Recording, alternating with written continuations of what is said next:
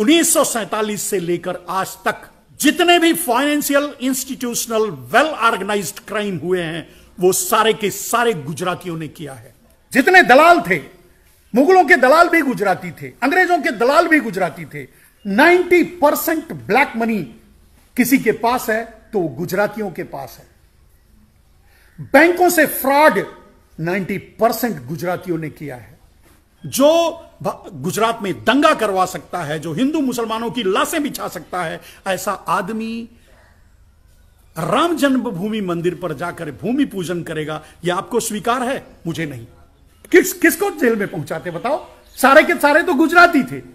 तो अडानी को पहुंचाते जेल, अंबानी को पहुंचाते जेल, गुजरातियों को पहुंचाते जेल, अपने भाई को पहुंचाते जेल, अपने भाइयों को पहुंचाते जेल। किसको पहुंचाते? यह मेरा चैलेंज है। अगर मर्द की औलाद है, एक खून है शरीर में, एक खून बह रहा है, तो आज भी उस काले धन की लिस्ट लेकर के पब्लिक के सामने आए। 400 लाख करोड़ का घोटाला किया नरेंद्र दामोदर दास मोदी ने, और ये अपने दलालों, रामदेव जैसे, रविशंकर जैसे अपने दलालों से ये बात कहलवाया करते थे कि 400 लाख करोड़ विदेशों में है, 400 लाख करोड़ विदेशों में है। कहां गया? एक बीबी तो रख सकते हैं, 10 रखेल भी रख सकते हैं। ये बताइएगा। यानी ये हमेशा दलाली का काम किया करते थे। व्यापारी थे, जैसा कि नरेंद्र मोदी ने कहा कि उनके खून में व्यापार है।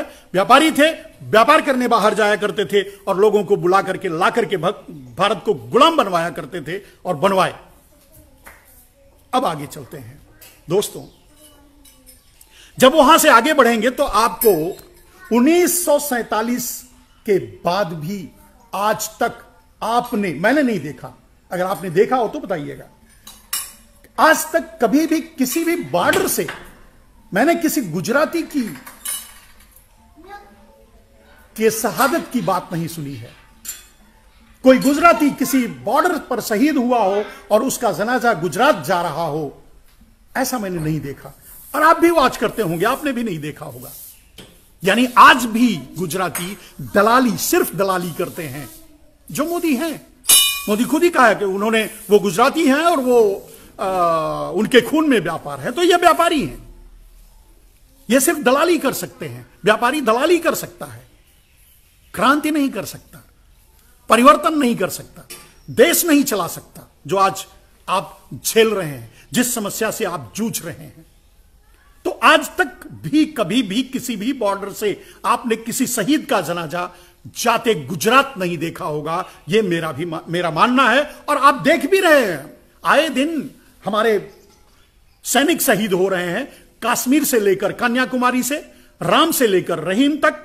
लेकिन उसमें आपको कोई मोदी, कोई शाह, कोई पारेख, कोई मेहता, कोई चौकसी नहीं मिलेगा, आज भी और इतिहास में भी।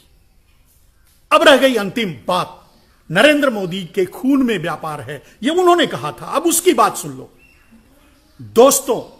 1947 से, उसके पहले की बात छोड़ देते हैं, 1947 से लेकर आज तक, 1947 से लेकर आज तक जितने भी financial institutional well organised crime हुए हैं वो सारे के सारे गुजरातियों ने किया है। हर्षद मेहता से लेकर नीरव मोदी तक, मोदी एंड मोदी तक, सबके सब। हर्षद मेहता, केतन पारेख, बड़े से बड़ा कांड, पूरे देश को हिला देने वाला कांड। Financial institutional well organised crime अगर भारत में हुआ है, भारत में किसी ने किया है, तो वो सिर्फ और सिर्फ गुजरातियों ने किया है। यह है मोदी का डीएनए, यह है मोदी के खून के अंदर का व्यापार।